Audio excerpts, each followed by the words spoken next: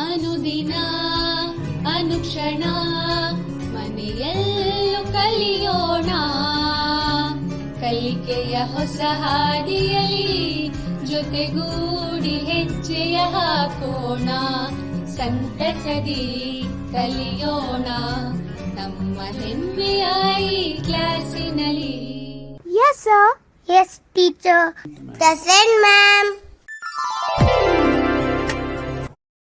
Urdu medium की संवेदा ई classes में मैं आप सभी का खैर मकदम करती हूँ। मेरा नाम आरिफा बेगम है और मैं रायचूर के गवर्नमेंट गर्ल्स हाई स्कूल में एक माउन मौलिमा हूँ। तो बच्चों, आज हम आपकी साइंस की दरसी किताब का पहला सबक क्रॉप प्रोडक्शन एंड मैनेजमेंट, इसका यानी फसली पैदावार और इंतजाम, इसका तीसरा हिस्सा उसका मुताला करेंगे। तो पहली और दूसरी क्लास में आपने सीखा कि माहौल से क्या मुराद है और जानदार अज़मियों को ग़िज़ा की ज़रूरत क्यों होती है, फसलों की किस्में, खरीफ फसलें, रबी फसलें और ज़राती तौर तरीक़े, मिट्टी की तैयारी, ज़राती साजो सामान। और दूसरी क्लास में आपने सीखा बुआई क्या है, बुआई के लिए इस्तेमाल किए जाने वाले औजार, खाद और फर्टिलाइज़र, नामियाती खाद कैसे तैयार होती है, नामियाती खाद के इस्तेमाल के फायदे और खाद और फर्टिलाइजर के दरमियान फर्क।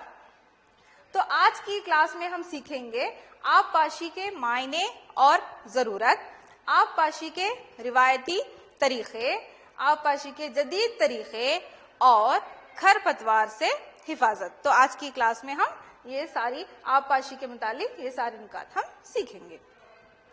तो इसके अलावा फसलों की कटाई, जखीराकारी और जानवरों की ग़िज़ा, तो इन सारे नुकात के बारे में आज हम अच्छी तरह से मालूमात हासिल करेंगे। तो जैसा कि हम जानते हैं कि पानी हर जानदार की ज़रूरत होती है, तो यहाँ पर पौधों को पानी की ज़रूरत क्यों होती है? तो जैसा कि पानी हर जानदार की ज़रूरत है, तो यहाँ पौधों को पानी की ज़रूरत क्यों होती है? तो यहाँ पानी की ज़रूरत क्या है, क्यों है, आबपाशी में फसलों को पानी देना क्यों ज़रूरी है, तो इसके मुतालिक हम एक छोटा सा वीडियो देखेंगे। हर जानदार को जिंदा रहने के लिए पानी की ज़रूरत होती है। पौधों के फूल, फल और बीजों की मुनासिब नशोनुमा के लिए पानी बहुत ही ज़रूरी है। पौधे पानी को जड़ों के ज़रिए जज़्ब करते हैं। पानी के साथ साथ मादनियात और फर्टिलाइज़र भी जज़्ब हो जाते हैं।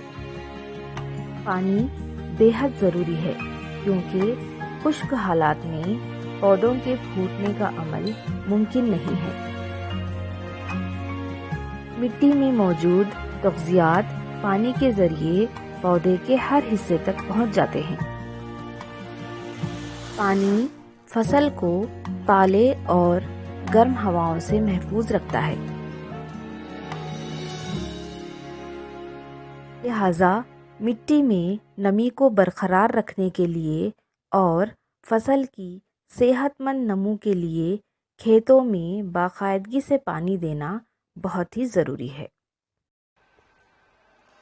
तो इसीलिए खेतों में बाकायदगी से पानी देना बेहद ज़रूरी है, इसीलिए पानी फसलों के लिए बेहद ज़रूरी है। तो आबपाशी जो कि फसली सरगर्मियों में चौथा मरहला है, तो मुख्तलिफ वक्फों से फसलों को पानी देने का अमल आबपाशी कहलाता है। तो आबपाशी का मतलब क्या है? आबपाशी का मतलब है मुख्तलिफ वक्फों से फसल को पानी देने का अमल आबपाशी कहलाता है। तो आबपाशी का ताद्दुद और वक्त मुख्तलिफ फसलों के लिए मुख्तलिफ है। तो आबपाशी यानी फसलों को जो हम पानी देते हैं उसका ताद्दुद और यहाँ पर उसका वक्त, कितना पानी देना है और किस वक्त देना है, तो ये मुख्तलिफ फसलों के लिए मुख्तलिफ होता है। तो आबपाशी के जराए कौन से हैं? आबपाशी यानी पानी, जहां से फसलों को पानी देने के लिए हम जहां से पानी लेते हैं वो जराए कौन से हैं, यानी फसलों को पानी कौन से जराए से यहाँ पर देते हैं हम। तो यहाँ पर है मिसालें हैं, देखिए, कुएं, तालाब, ट्यूबवेल, बांध, दरिया, नहरें और झीलें वगैरह। तो ये आबपाशी के जराए हैं। तो यहाँ पर आबपाशी के जराए कौन से हैं? कुएं, तालाब, ट्यूबवेल, बांध, दरिया और नहरें, झीलें वगैरह। तो यहाँ पर देखिए तस्वीरों में आप देख सकते हैं बांध, ये बांध की तस्वीर है, डैम जिसे हम कहते हैं, कुएं, तालाब, ये आबपाशी के जराए हैं, ट्यूबवेल देख सकते हैं आप, यहाँ पर फसलों को पानी दिया जा रहा है, दरिया, ये भी आबपाशी का एक जरिया है जो कि फसलों को पानी देने के लिए यहाँ पर पानी दिया जाता है, नहरें। तो इस तरीके से ये सारे आबपाशी के जराए हैं। यहाँ कुओं और झीलों और नहरों में दस्तयाब पानी, जो पानी हम यहाँ इन जराए से लेते हैं, उसे खेतों में फसलों तक पहुंचाने के लिए यानी मुख्तलिफ इलाकों में मुख्तलिफ तरीके अपनाए जाते हैं। तो ये झीलों, कुओं और नहरों से जो पानी हम दस्तयाब करते होता है, ये पानी मुख्तलिफ इलाकों में मुख्तलिफ तरीकों से यहाँ पर मुख्तलिफ तरीके अपनाए जाते हैं। तो यहाँ पर आबपाशी के रिवायती तरीके कौन से हैं? तो ये चार जो आप यहाँ पर स्क्रीन पर देख रहे हैं, ये चारों आबपाशी के रिवायती तरीके हैं। तो पहला है मोट, जिसको हम चरखी निजाम कहते हैं, और दूसरा है चेन पंप, तीसरा धेकली और चौथा है राट, यानी जिसको हम लिवर सिस्टम कहते हैं। तो यहाँ पर आबपाशी के ये चार रिवायती तरीके हैं। दोबारा देखिए आप, पहला है मोट जिसे हम चरखी निजाम कहते हैं, दूसरा चेन पंप, तीसरा ढेकली और चौथा है राट या लिवर सिस्टम। तो ये चारों आबपाशी के रिवायती तरीके हैं। तो एक एक करके देखते हैं हम। तो सबसे पहले है मोट। यहाँ पर एक तस्वीर देखते हैं आप कि यहाँ पर किसान जो है पानी कुएं से निकाल कर यहाँ पर फसलों में यहाँ पर डाला जा रहा है पानी। तो ये मोट सिस्टम कहलाता है। तो इस मोट सिस्टम में यानी मोट निजाम में, जिसे हम चरखी निजाम कहते हैं, तो कुएं या झीलों में दस्तयाब पानी खेतों में पहुंचाने के लिए, जो पानी यहाँ पर कुएं में है उसे खेतों में पहुंचाने के लिए, तो ये सबसे रिवायती तरीका है, जैसे आबपाशी का ये सब रिवायती तरीका है। तो इस तरीके में यहाँ पर जिसे मोट के नाम से जाना जाता है, इसमें इंसानी मेहनत दरकार होती है, यानी इसके लिए इंसानी मेहनत की दरकार होती है। मोट निजाम में इंसानी मेहनत लगती है क्योंकि इसमें चरखी के जरिए कुओं से पानी निकाला जाता है। तो मोट निजाम में यानी चरखी निजाम में पानी कुएं से चरखी के जरिए निकाला जाता है। तो दूसरा है चेन पंप। तो ये चेन पंप जैसा कि आप तस्वीर में देख सकते हैं, तो ये चेन पंप है, ये भी एक रिवायती तरीका है आबपाशी का।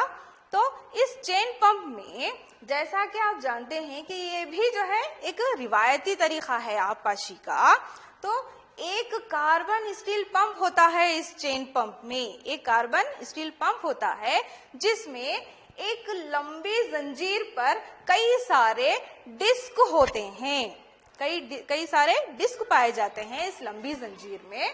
तो गहरे कुएं से पानी निकालने के लिए, तो गहरे कुएं से पानी निकालने के लिए यहाँ पर उस चेन का, जिस पर डिस्क लगे हुए हैं, तो उसका इस्तेमाल किया जाता है। तो ये चेन पंप भी जो है आबपाशी का एक रिवायती तरीका है, जिसमें यहाँ पर एक कार्बन स्टील पंप पर कई सारे डिस्क लगे हुए होते हैं एक जंजीर पर। तो इसे पानी यहाँ पर कुओं से निकालने के लिए इस्तेमाल किया जाता है और वो पानी यहाँ पर फसलों को दिया जाता है। तो चलते हैं आगे की तरफ।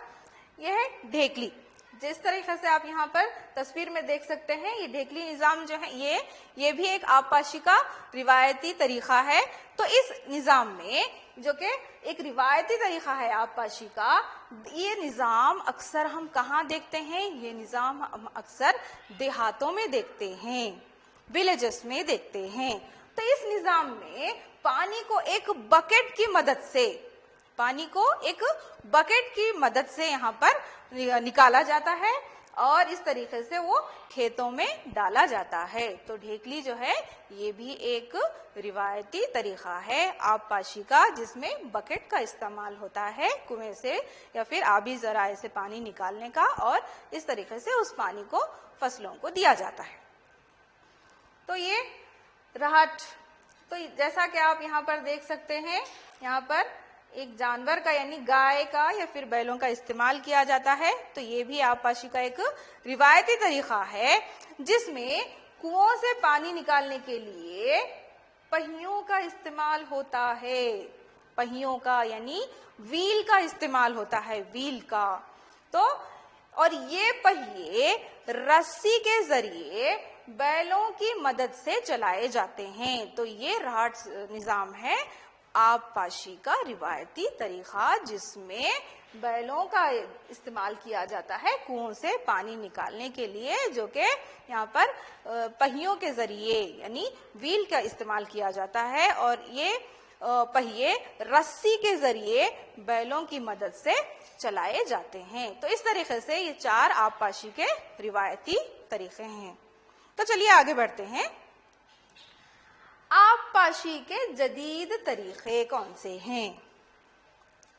तो आबपाशी के रिवायती तरीकों के मुतालिक आपने यहाँ पर अभी देखा कि आबपाशी के रिवायती तरीके हैं। तो सबसे पहला आबपाशी का रिवायती तरीका कौन सा था? मोट, दूसरा चेन पंप, तीसरा ढेकली और चौथा राहट। तो ये आबपाशी के जदीद तरीके हैं। 2 तरीके नजर आ रहे हैं आपको यहाँ पर। पहला तरीका है छिड़काव का निजाम, जिसे इंग्लिश में हम स्प्रिंकलर सिस्टम कहते हैं, और दूसरा है ड्रिप निजाम, जिसे हम इंग्लिश में ड्रिप सिस्टम ही कहते हैं। तो ये दोनों आबपाशी के जदीद तरीके हैं। तो छिड़काव का निजाम कहाँ यहाँ पर इस्तेमाल होता है? छिड़काव का निजाम यानी स्प्रिंकलर सिस्टम, आबपाशी का स्प्रिंकलर सिस्टम यानी छिड़काव का निजाम हम कहाँ, किन जगहों के लिए मुफीद है या फिर कैसी जगहों पर इसका इस्तेमाल किया जाता है? तो ये जहां जमीन हमवार नहीं है और जहां पानी की किल्लत है, और इसका छिड़काव फसलों पर इस तरह होता है जैसे बारिश हो रही हो। तो ये ऐसी जगहों के लिए मुफीद है जहां जमीन हमवार नहीं है और जहां पर पानी की बहुत ज्यादा किल्लत हो। और इसमें पानी किस तरीके से यहाँ पर इस फसल को दिया जाता है? ऐसा जैसे कि यहाँ पर बारिश हो रही है, इसीलिए छिड़काव, स्प्रिंकलर, जैसे कि बरसात। तो देखिए यहाँ पर छिड़काव का निजाम जिस तरीके से आप तस्वीर में देख सकते हैं। तो यहाँ पर ये स्प्रिंकलर, यहाँ पर पाइप्स हैं, इस पर नोजल्स होते हैं जिसके जरिए से वो घूमते हुए यहाँ पर पानी उसमें से खारिज होता है। यहाँ पर देखिए पानी इस तरीके से फसलों को इसे जो है छिड़काव का निजाम कहते हैं, यानी स्प्रिंकलर सिस्टम कहते हैं। तो यहाँ पर छिड़काव के निजाम के मुतालिक हम एक छोटा सा वीडियो देखेंगे।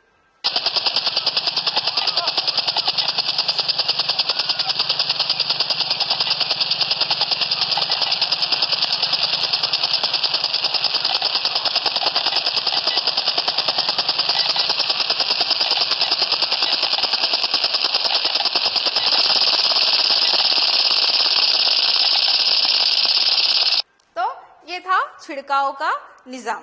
तो ये छिड़काव के निजाम के मुतालिक आपने वीडियो देखा। तो इस तरीके से फसलों को छिड़काव के निजाम के जरिए यहाँ पर पानी दिया जाता है। तो अब चलिए आगे बढ़ते हैं। ड्रिप निजाम यानी ड्रिप सिस्टम। तो इसमें पानी बूंद बूंद करके पौधों की जड़ों में गिरता रहता है। ड्रिप यानी ड्रॉप। तो ड्रॉप यानी खतरों में, बूंदों में यहाँ पर फसलों को पानी दिया जाता है। ड्रिप निजाम में पानी बूंद बूंद करके यहाँ पर फसलों पर गिरता है और उनकी जड़ों में गिरता रहता है। तो ये निजाम, ड्रिप निजाम, फलीदार पौधों, बागीचों और दरख्तों को पानी देने के लिए बहुत ही मुफीद तरीका है, यानी फायदेमंद तरीका है। तो ये ड्रिप निजाम यानी ड्रिप सिस्टम ज्यादातर बागीचों और यहाँ पर फलीदार पौधों के लिए बहुत ही मुफीद है। तो इस ड्रिप निजाम के बारे में हम देख चुके हैं। तो ये कैसी जगहों पर यहाँ पर इस्तेमाल किया जाता है या किन जगहों के लिए ये निजाम मुफीद है? तो ऐसी जगह जहां पर पानी की किल्लत हो, बिल्कुल छिड़काव के निजाम की तरह, उसमें भी जो आप छिड़काव का निजाम देख चुके हैं, वहां भी ऐसी जगहों पर वो निजाम इस्तेमाल किया जाता है जहां पर पानी की किल्लत हो। तो ड्रिप निजाम भी ऐसी जगहों के लिए इस्तेमाल किया जाता है जहां पर पानी की बहुत दिक्कत होती है। इस तरीके में पानी बिल्कुल जाया नहीं होता। तो अब यहाँ पर इस तरीके में पानी जाया नहीं होता यानी वेस्ट नहीं होता। तो किस तरीके से? क्योंकि यहाँ पर पानी बूंद बूंद करके यहाँ पर गिरता है, इसीलिए ज्यादा पानी यहाँ पर जाया नहीं होता है, वेस्ट नहीं होता है। जितनी यहाँ पर जरूरत के निस्बतन जरूरत के लिहाज से यहाँ पर पानी जड़ों तक पहुँचता है। तो इसीलिए ये ड्रिप निजाम यहाँ पर बहुत ही मुफीद साबित होता है।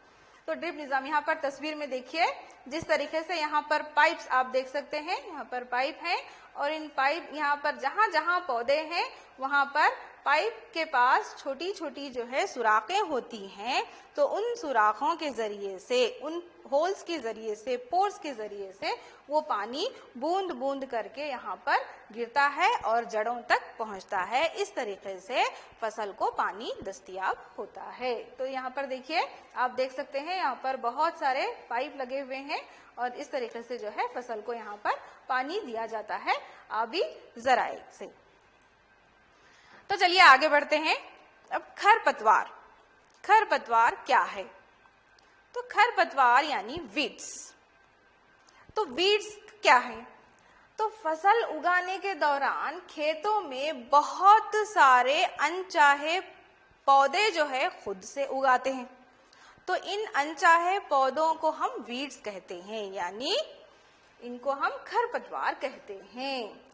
तो ये गैर मतलूब पौधे कुदरती तौर पर उगते हैं। इन्हें खासकर बीज डालकर उगाया नहीं जाता, बल्कि फसल के साथ ये गैर मतलूब पौधे खुद से उग आते हैं। तो इन्हें हम खरपतवार कहते हैं, यानी वीड्स कहते हैं। और खरपतवार को हटाने का तरीकाकार वीडिंग कहलाता है, यानी खरपतवार को जिस तरीके से हटाया जाता है उसको हम वीडिंग कहते हैं और इंग्लिश में भी इसको वीडिंग ही कहते हैं। तो फसल के साथ साथ जो गैर मतलूब पौधे खुद से उगाते हैं उन्हें हम वीड्स कहते हैं। तो खरपतवार के ताल्लुक से हम एक छोटा सा वीडियो देखेंगे।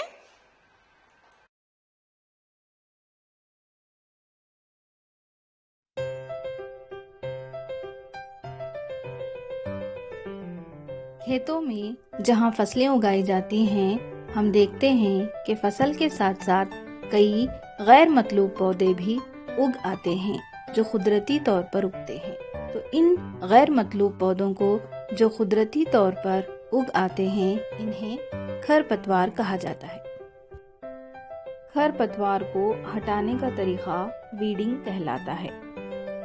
वीडिंग यानी खरपतवार को हटाना बेहद जरूरी है, क्योंकि खरपतवार सूरज की रोशनी, पानी, मग़ज़ियात और जगह के लिए फसली पौधों के साथ मुकाबला आराई करते हैं और इस तरह से फसली पौधों की नशोनुमा पर असर करते हैं।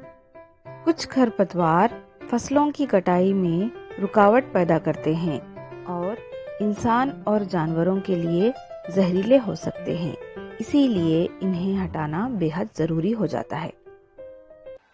तो खरपतवार के ताल्लुक से आपने एक छोटा सा वीडियो देखा और उम्मीद है आप समझ चुके होंगे कि खरपतवार क्या है और उन्हें हटाना क्यों जरूरी है।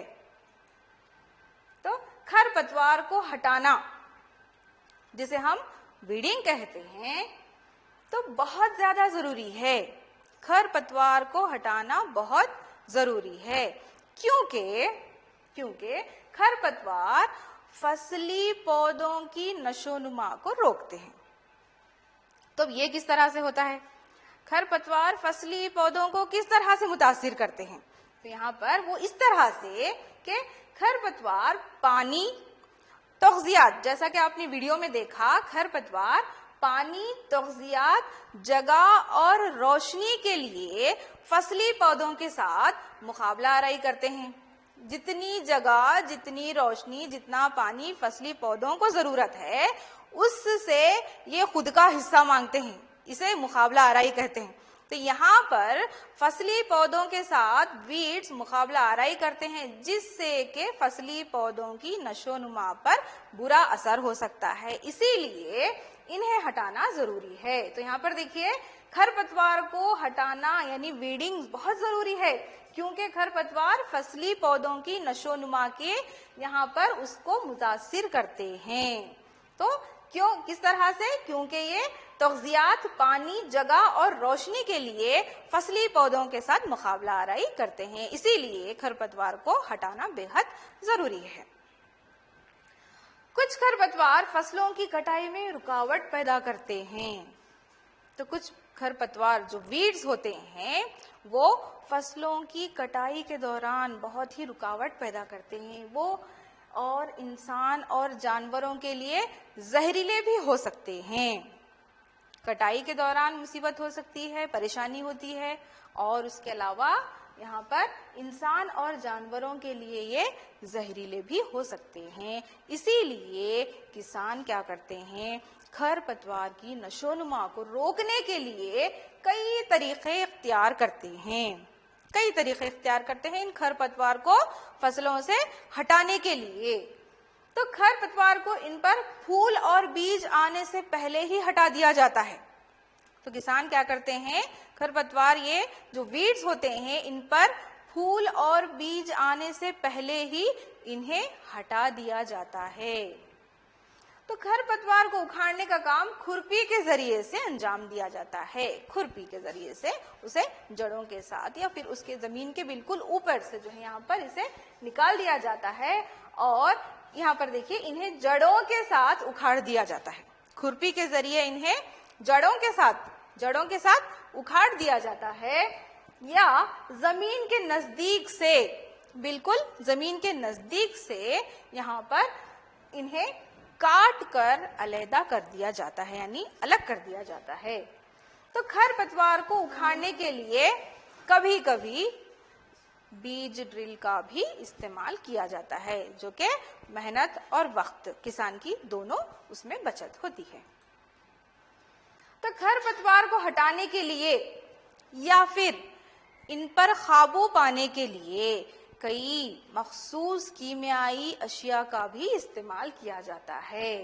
तो खुरपी से काटने के साथ साथ कई सारे कीमियाई तरीके भी अपनाए जाते हैं, ताकि वीड्स को फसल के साथ हटा दिया जाए। यानी फसल के साथ जो वीड्स यानी खरपतवार मुकाबला आराई करते हैं, इन्हें हटाने के लिए खुरपी के साथ साथ कई सारे कीमियाई तरीके भी अपनाए जाते हैं।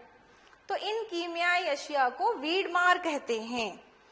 तो जैसा कि मैंने कहा कि कीमियाई तरीके अपनाए जाते हैं, तो कीमियाई तरीके यानी कीमियाई अशिया का इस्तेमाल होता है। तो इन कीमियाई अशिया को, जो कि वीड्स को हटाने के लिए इस्तेमाल किया जाता है, तो उन अशिया को वीडिसाइड्स कहते हैं, यानी वीड मार कहते हैं।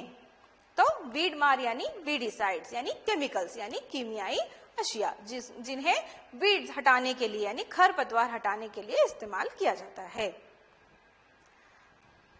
तो खरपतवार को खत्म करने के लिए इन कीमियाई अशिया का खेतों में छिड़काव किया जाता है। यानी खेतों में इन खरपतवार को मारने के लिए वीडिसाइड्स जो होते हैं उनको फसल पर छिड़काव उनका किया जाता है, और इन कीमियाई अशिया को यानी वीडमार को इसमें जरूरत पानी में मिलाकर, ये जो कि पाउडर की शक्ल में होता है, उन्हें पानी में मिलाकर स्प्रे के तौर पर यहाँ पर फसलों पर उनका छिड़काव किया जाता है, जैसे स्प्रेयर की मदद से। स्प्रेयर की मदद से इनका यानी वीड मार का यानी वीडीसाइड्स का फसलों पर छिड़काव किया जाता है। तो यहाँ पर देख सकते हैं आप, ये जैसा कि आप यहाँ पर तस्वीर में देखते हैं कि ये किसान जो है यहाँ पर वीडीसाइड्स यहाँ पर एक शख्स जो है, ये शख्स वीडीसाइड जो है फसल पर स्प्रे यानी छिड़काव इसका कर रहा है। तो वो वीड मार कीमियाई अशिया हैं, तो इन कीमियाई अशिया का इस्तेमाल बहुत एहतियात से करनी चाहिए, क्योंकि यहाँ पर इससे जो शख्स उस वीड मार का छिड़काव कर रहा है उससे उस शख्स की सेहत पर बुरा असर पड़ सकता है। तो इसीलिए किसान अपने मुंह और नाक को कपड़े से ढक लेते हैं। तो वीड मार यानी वीडीसाइड्स के बुरे असरात से बचने के लिए किसान अपने मुंह और नाक को कपड़े से ढक लेते हैं, क्योंकि ये कीमियाई अशिया है। तो आगे बढ़ते हैं कटाई की तरफ। कटाई यानी फसल की कटाई। तो अनाज की फसल जो कि पकने में तकरीबन 4 महीने का वक्त लेती है, तो फसल के पकने के बाद उसे काटना कटाई कहलाता है। तो यहाँ पर 2 तरीकों से कटाई की जाती है। तो सबसे पहले कटाई के दौरान फसली पौधों को या तो खींचकर उखाड़ लेते हैं या फिर उसको जमीन के नजदीक से काट लेते हैं। तो यहाँ पर देखिए खुरपी का इंतजाम, ब्लेड जिसे हम दरांती कहते हैं, तो इसका इस्तेमाल करते हैं। तो हमारे मुल्क में मुकम्मल फसल की कटाई जो है इसका काम दरांती से ही किया जाता है, यानी हाथों के जरिए से या फिर मशीन के जरिए से भी इसका काम ये काम अंजाम दिया जाता है, जिसे हम हार्वेस्टर कहते हैं।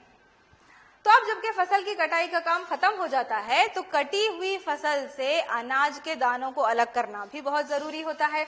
तो यहाँ पर देखिए कटी हुई फसल से अनाज के दानों को अलग करने के तरीके को हम थ्रेशिंग कहते हैं। थ्रेशिंग यानी अनाज के दानों को अलग करना। तो अब अनाज के दानों को अलग करने का काम कंबाइन मशीन के जरिए से किया जाता है, जो कि हार्वेस्टर और थ्रेशिंग दोनों की मजमुई शक्ल है। तो ये कंबाइन मशीन यहाँ पर आप तस्वीर में देख सकते हैं, ये कंबाइन मशीन की तस्वीर है। तो ये कंबाइन मशीन दरअसल हार्वेस्टर और यहाँ पर थ्रेशर दोनों की मजमुई शक्ल है। तो अगला यहाँ पर मरहला है जखीराकारी। तो अगर फसल के दानों को लंबे अरसे तक रखना है तो इन्हें नमी, हशरात, चूहों और खुर्द अजवियों से यहाँ पर हमें फसल को महफूज रखना चाहिए। तो ताज़ा फसल में, जैसा कि आपको पता है, ताज़ा फसल में नमी ज्यादा होती है। तो ताज़ा कटी हुई फसल के दानों को बगैर सुखाए हुए स्टोर अगर हम करेंगे या फिर उन्हें बगैर सुखाए हुए स्टोर किया जाए तो ये उनके दानों यानी अनाज के दानों का खराब होने का अंदेशा हो सकता है। तो इसीलिए यहाँ पर जखीराकारी एक बहुत ही अहम मरहला है। तो जखीराकारी यहाँ बीजों के जमने की सलाहियत कम हो जाती है। ऐसा होने पर, यानी कैसा होने पर, अगर सही तरह से जखीराकारी ना की जाए, यानी दानों के अंदर अगर नमी बाकी रह गई तो यहाँ पर बीजों के जमने की सलाहियत कम हो जाती है और इसीलिए जखीराकारी से पहले उन्हें सुखाना बहुत जरूरी है। तो जखीराकारी से पहले दानों को सुखाने के क्या फायदे हैं? तो सबसे पहले बीजों में नमी की मिकदार कम हो जाती है और इससे बैक्टीरिया और फफूंद के हमले से भी जो है दाने महफूज हो जाते हैं। तो जखीराकारी यहाँ पर देखिए किसान क्या करते हैं, अनाज का जखीरा जूट के बोरों में यानी जूट के बैग्स में जो है यहाँ पर अनाज का जखीरा करते हैं।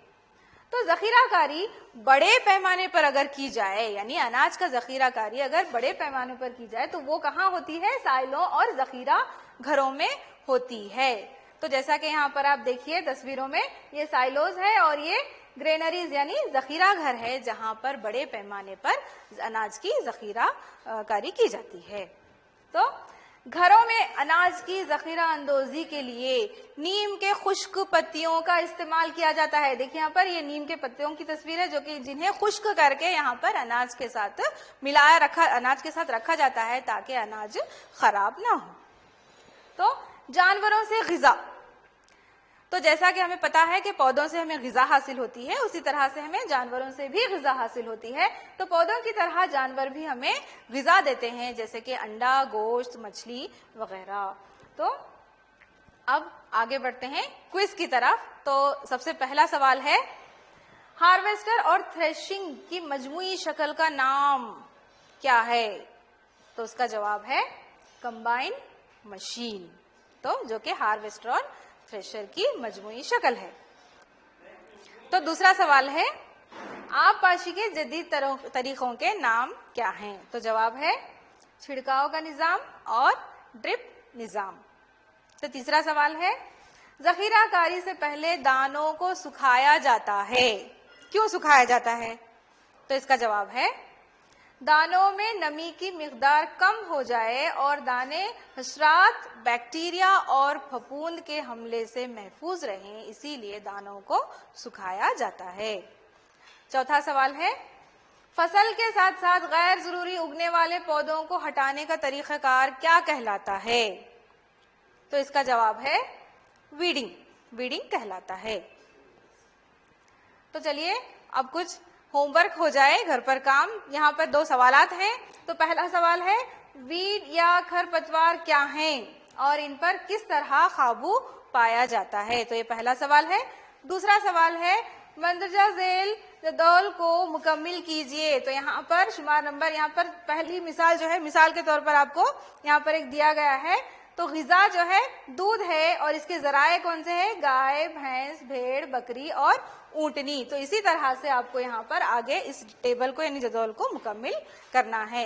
तो उम्मीद करती हूँ आपको आज की क्लास अच्छे से समझ में आ गई होगी। तो अगली क्लास में हमारी फिर से मुलाकात होगी। तब तक के लिए अपना ख्याल रखें। जज़ाकल्लाह, अल्लाह हाफिज। अनुदिना अनुक्षण